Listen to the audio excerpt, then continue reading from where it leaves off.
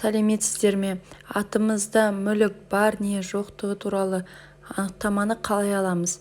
Ең бірінші компьютер арқылы Google-ге кіріп egov.kz деп жазып өзіміздің иінімізді және паролімізді тереміз.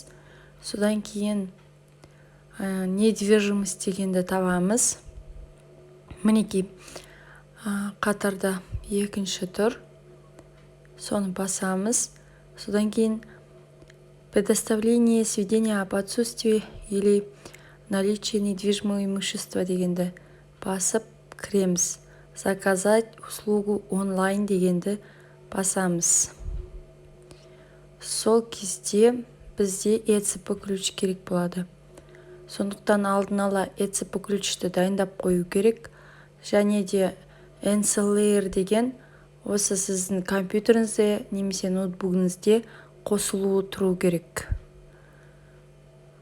Содан кейін заказать услуги онлайн дегеннен кейін сол ECP ключпен RSA мен подписать етесіз.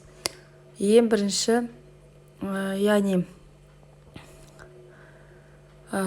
носитель информации дегенді басасыз, флешка тұрған суретті.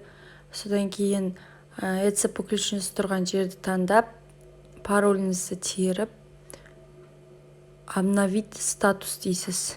Сол кезде сіздің барлық құжаттарыңыз дайын болады. Рахмет.